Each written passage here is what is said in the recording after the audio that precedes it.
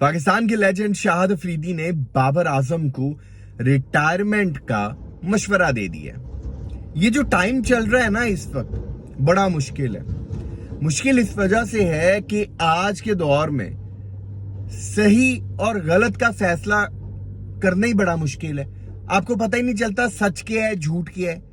Social media का जमाना है और हमारे इर्द गिर्द मतलब सुबह आप उठते हैं, मोबाइल देखते हैं, सोशल मीडिया प्लेटफॉर्म्स देखते हैं, आपके सामने इतनी खबरें आती हैं, आपको फिल्टर करना बड़ा मुश्किल है कि भाई इसमें सच क्या है और झूठ क्या है। अब इसी तरह की एक खबर है, आप खबर कह लें, पोस्ट कह लें, सोशल मीडिया पर गर्दिश कर रही है और स्पेशली गर्दिश कहां पर कर रही है?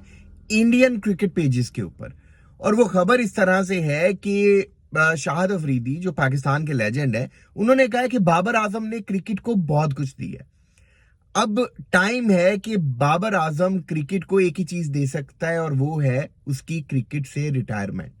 अब जैसे ही ये पोस्ट गर्दिश कर रही है, उसके नीचे मैं कमेंट्स देख रहा था। जो बाबर आजम फैंस हैं वो एज यूजुअल वो नहीं देखते कि भाई बात कौन कर रहा है, बात में सच्चाई है नहीं है, वो तो बस शुरू हो जाते हैं। तो वो लगे हुए हैं शाहिद अफरीदी को ट्रोल करने के, भाई तुमने क्या दिया है क्रिकेट को, तुम्हारी गेम भी हमें पता है, कितनी बार तुम डक पर आउट हुए हो, सबको पता है, कोई बात हमसे ढकी छुपी नहीं है। अब इसी तरह की बातें इन्होंने तब भी की थी जब शाहिद अफरीदी ने ये रिसेंटली एक आप कह लें कि प्रेस कॉन्फ्रेंस में इस तरह की स्टेटमेंट दी थी कि हर किसी को शौक चढ़ा है शाहिद अफरीदी बननेगा।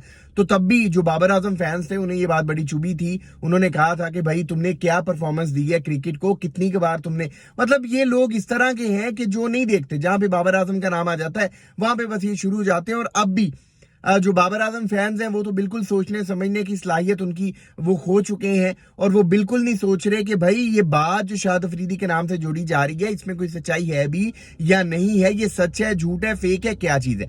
तो मैं आपको यहां पर बता दूं कि ये बिल्कुल झूठी खबर है। शाहिद अफरीदी ने कहीं पर किसी जगह पर बैठकर इस तरह की बात नहीं की। अच्छा, होता पता क्या है कि एक तो बात इस तरह की होती है, मतलब इतनी फजूल किस्म की बात होती है और नाम इतना बड़ा जोड़ दिया जाता है, लेकिन आपकी जो अकल है वो खुद आपको परेशान कर रही होती है कि भाई इतनी फजूल बात इतना बड़ा आदमी नहीं कर सकता।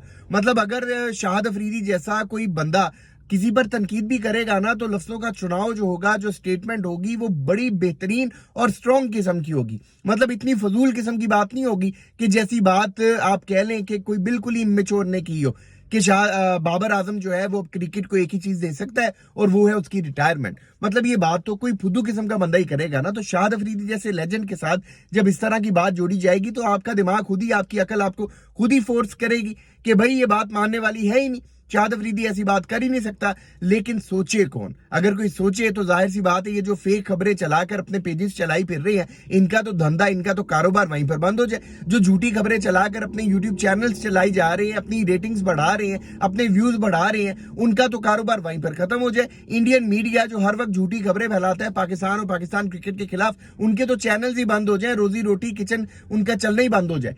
तो झूठी खबरों पर लोग जो है वो आंखें बंद करके यकीन कर लेते हैं। इसी वजह से तो झूठी खबरें फैलाने वालों के कारोबार चल रहे हैं। लेकिन ये जो खबर सोशल मीडिया पर गर्दिश कर रही है कि शाहिद अफरीदी ने ये बात कही है कि बाबर आजम अब क्रिकेट को एक ही चीज दे सकता है और वो रिटायरमेंट है, ये बिल्कुल झूठी है, ये बिल्कुल फेक है। जब भी आप पास सोशल मीडिया के जरिए से कोई खबर पहुंचती है तो मेरी बात पर आप यकीन करें कि 99% जो बातें होती हैं वो रद्दोबदल कर दी जाती हैं, वो फेक होती हैं। तो उनको वेरीफाई करना बहुत जरूरी होता है अपना कोई भी पॉइंट ऑफ व्यू बनाने से पहले। इस वीडियो में की बातों के हवाले से आप दोस्त अपनी क्या राय रखते हैं कमेंट सेक्शन में अपनी कीमती राय जरूर दीजिएगा। आपके कमेंट्स का इंतजार रहेगा। अगर अभी तक आपने इस यूट्यूब चैनल को सब्सक्राइब नहीं किया तो लाजमी कर लें ताकि क्रिकेट से रिलेटेड अपडेट्स आप दोस्तों तक पहुंचती रहे। अपना बहुत ख्याल रखिएगा, दुआओं में याद रखिएगा।